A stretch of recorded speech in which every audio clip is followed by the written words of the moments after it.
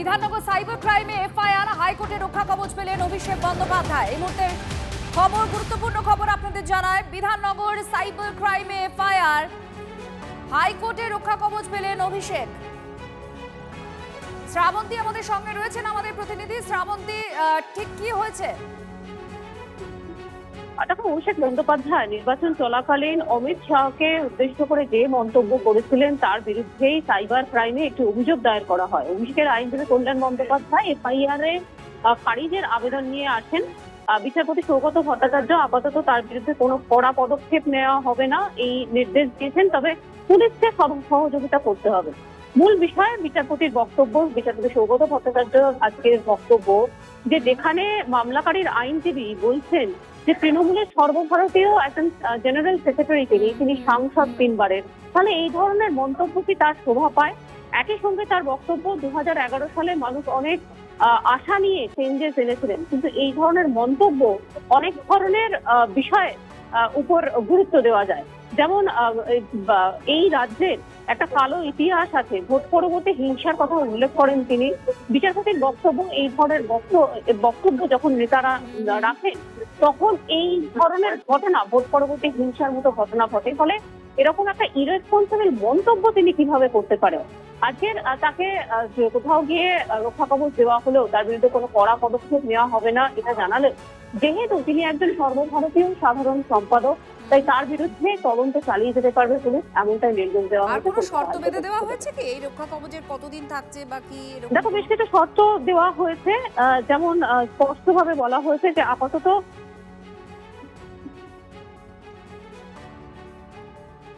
শোনা যাচ্ছে শ্রাবন্তী? শ্রাবন্তী, যোগাযোগ বিচ্ছিন্ন হয়েছে আমাদের প্রতিনিধির, এবং আপনারা শুনলেন যে অভিষেক বন্দ্যোপাধ্যায়ের কে রক্ষা কবচ দিয়েছে আদালত, কিন্তু সেক্ষেত্রে বেশ কিছু শর্ত দেওয়া হয়েছে এবং খুব উল্লেখযোগ্য যেটা পর্যবেক্ষণ বিচারপতি, তিনি বলছেন যে ফলাফল যদি উল্টে যেত তাহলে কি ঘটতো। শীর্ষস্থানীয় নেতার কেন এমন দায়িত্ব জ্ঞানহীন মন্তব্য, অভিষেক বন্দ্যোপাধ্যায়ের ডিজে মন্তব্য, সেই পরিপ্রেক্ষিতে মামলা, আর সেখানেই রক্ষা কবচ অভিষেক বন্দ্যোপাধ্যায়কে দেয় আদালত, আর সেখানেই আদালতের এই মন্তব্য। রক্ষা কবচ পেলেন অভিষেক বন্দ্যোপাধ্যায়। 31শে জুলাই পর্যন্ত তাকে আদালত রক্ষা কবচ দিল, কিন্তু শর্ত বেঁধে দেওয়া হয়েছে। কি হয়েছে? তার নামে বিধাননগর সাইবার ক্রাইমে একটা এফআইআর হয়, তার পরিপ্রেক্ষিতে মামলা আদালতে। আর মূলত ডিজে মন্তব্য, সেই মন্তব্যকে ঘিরেই এই এফআইআর হয়েছিল। আর এফআইআর এর পরে এই মামলা যখন শুনানি হলো, তাকে রক্ষা কবচ দেওয়া হয়েছে। শ্রাবন্তী আমাদের প্রতিনিধির সঙ্গে ছিলেন। শ্রাবন্তী, আমরা আগেও কিছুক্ষণ আগে এই খবরটা দেখাচ্ছিলাম, শর্ত কিছু বেঁধে দেওয়া হয়েছে তাকে রক্ষা কবচ দেওয়ার সঙ্গে সঙ্গে। একটু জানতে চাইবো সেই শর্তগুলো কি কি? দেখো, যেমনভাবে নির্দেশ দেওয়া হয়েছে যে অভিষেক বন্দ্যোপাধ্যায় বিদেশ যেতে পারবেন না, বিদেশ যদি যেতে হয় তাহলে তাকে আদালতের আগাম একটা অনুমতি নিতে হবে। একই সঙ্গে পুলিশের নোটিশ তাকে মানতে হবে, যদিও 48 ঘন্টা আগে যদি তাকে হাজিরা দিতে হয় তাহলে সেক্ষেত্রে 48 ঘন্টা আগেই নোটিশ দেওয়া হবে। একই সঙ্গে নোটিশ দিতে হবে, তবে তিনি যদি পুলিশের শর্ত না মানেন তাহলে তাকে সরাসরি তার বিরুদ্ধে পুলিশ ফের আদালতে আসতে পারে নতুন কোনো অর্ডার নিতে। এদিনের সবথেকে বেশি গুরুত্বপূর্ণ যদি বলা যায় যে লক্ষণীয় যে বিষয়, সেটা হচ্ছে বিচারপতি সৌগত ভট্টাচার্য, তাঁর বক্তব্য। 2011 সালে মানুষ অনেক আসার পরে পরিবর্তন চেয়েছিলেন। আমরা একটু আইনজীবীর সঙ্গে কথা বলার চেষ্টা করব। শীর্ষণ্য বন্দ্যোপাধ্যায় আমাদের সঙ্গে রয়েছেন। শীর্ষণ্যদা, আজকের আদালতের পর্যবেক্ষণ নিয়ে কি বলবেন, যেখানে ব্ল্যাক হিস্ট্রি হিসেবে, কালো ইতিহাস হিসেবে রাজ্যের পোস্ট পোল ভায়োলেন্স বা ভোট পরবর্তী হিংসার কথা উল্লেখ করছেন খোদ বিচারপতি? বিচারপতি সেটা বলেছেন, অর্ডারে লেখেননি, কিন্তু আমরাও বলেছি যে আমাদের রাজনৈতিক ইতিহাস শুধু 2021 থেকে দেখলে তো হবে না। রাজনৈতিক ইতিহাস আমাদের যবে থেকে রাজ্য হয়েছে তবে থেকে দেখতে হবে, 67 সাল থেকেই দেখুক না। ইতিহাস দেখতে গেলে পুরোটাই দেখতে হবে। ইতিহাস দেখলে শুধু 15 বছরের ইতিহাস বা 5 বছরের ইতিহাস দেখলে তো হবে না, সেটা আমরাও বলেছি, কিন্তু এগুলো কোনো অর্ডারে কোনো রিফ্লেকশন এটা নেই। আজকে কি অর্ডার দেওয়া হলো? জজ সাহেব প্রোটেকশন দিয়েছে অভিষেককে, কোনো অ্যারেস্ট করা যাবে না এবং উনি ইনভেস্টিগেশনের সঙ্গে কমপ্লাই করবেন। আর যদি কোনো নোটিশ দিয়ে ডাকা হয় সেটা 48 ঘন্টার নোটিশ দেওয়া হবে। এবং বলেছেন জজ সাহেব যে যদি আমাদের মনে হয় যে ওনাকে ডেকে হ্যারাস করা হচ্ছে বা অনন্তকাল ধরে বসিয়ে রাখা হচ্ছে এই ইনভেস্টিগেশনের নামে, তাহলে আমরা আবার কোর্টে এসে দরখাস্ত করতে পারি। আমরা শুনলাম আইনজীবী শিষ্যনাথ বন্দ্যোপাধ্যায়, অভিষেক বন্দ্যোপাধ্যায়ের আইনজীবী, তিনি স্পষ্ট যে জানালেন যে বেশ কিছু শর্তের উপরে নির্ভর করে এই নির্দেশ দেওয়া হয়েছে। তবে যেরকমটা তোমাকে আগেও বলছিলাম যে বিচারপতি সৌগত একেবারে এবার ভট্টাচার্য, আমরা জানলাম যে ঠিক কি কি আছে, একদম শুরুটা একটু জানতে চাইবো, ঠিক কোন পরিপ্রেক্ষিতে এই মামলা হলো, আজকে আদালতে ঠিক কি কি হলো, একটু একদম শুরুর অংশটাও জানতে চাইছি, কারণ এই ডিজে সংক্রান্ত বিষয়টা নিয়ে অনেক পাল্টা রাজনৈতিক বিষয় এসেছে রাজনীতির মঞ্চে। তো ঠিক কি নিয়ে এই মামলার সূত্রপাত কি হয়েছে? দেখো, নির্বাচনের সময় অভিষেক বন্দ্যোপাধ্যায় তিনি তার নিজের একটি প্রচার কাজে গিয়েছিলেন এবং সেখানে সরাসরি অমিত শাহকে চ্যালেঞ্জ করে 4 তারিখে 4ই মে, যে 4ঠা মে এ রাজ্যের বিধানসভার নির্বাচনের ফল ঘোষণার দিন ছিল, সেদিনকে ডিজে বাজানোর কথা বলা হয়েছিল এবং সরাসরি চ্যালেঞ্জ ছুড়ে অভিষেক বন্দ্যোপাধ্যায় এই মন্তব্য করেছিলেন। এর বিরুদ্ধে সাইবার থানায়, বিধাননগর সাইবার সেলে একটি এফআইআর রুজু করা হয়। সেখানে যিনি এই এফআইআর রুজু করেন সেই রাজীব বাবুর বক্তব্য ছিল যে এই ধরনের মন্তব্য করার ফলে কোথাও গিয়ে একটা রাজনৈতিক প্রতিহিংসা, রাজনৈতিক উস্কানিমূলক মন্তব্য, এর ফলে ভোট পরবর্তী হিংসার একটা আবহ তৈরি হতে পারে। এর ভিত্তিতেই এফআইআর রুজু করা হয় এবং তদন্তের কথা বলা হয়।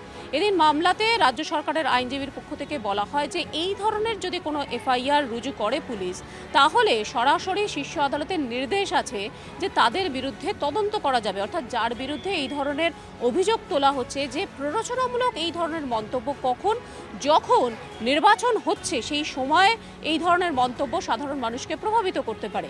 একই রকম বক্তব্য, সেই ধরনের পরামর্শও দিচ্ছেন পর্যবেক্ষণ বিচারপতি সৌগত ভট্টাচার্যের। তার বক্তব্য, এ রাজ্যে কালো ইতিহাস আছে। 2021-এর পরে ভোট পরবর্তী হিংসার মামলার কথা তিনি উল্লেখ করেন যে মানুষ এই ধরনের হিংসা দেখেছেন। তার আরও বক্তব্য, যদি উল্টো কোনো একটা রেজাল্ট হতো, যদি বিজেপি ক্ষমতায় না এসে তৃণমূল কংগ্রেস আসতো, তাহলে কি হতো? এই ধরনের ইররেসপন্সিবল মন্তব্য একজন শীর্ষস্থানীয় নেতৃত্ব কিভাবে করতে পারেন, অর্থাৎ যথেষ্ট কড়া পর্যবেক্ষণ ছিল এদিন কলকাতা হাইকোর্টে। তুমি আমাদের সঙ্গে থাকো। অভিষেক বন্দ্যোপাধ্যায় সেই মন্তব্য আপনাদের শোনাবো যার পরিপ্রেক্ষিতে সাইবার ক্রাইমে এফআইআর হয় এবং তারপরেই মামলা। আমি সবসময় উদারতায় বিশ্বাস করি না।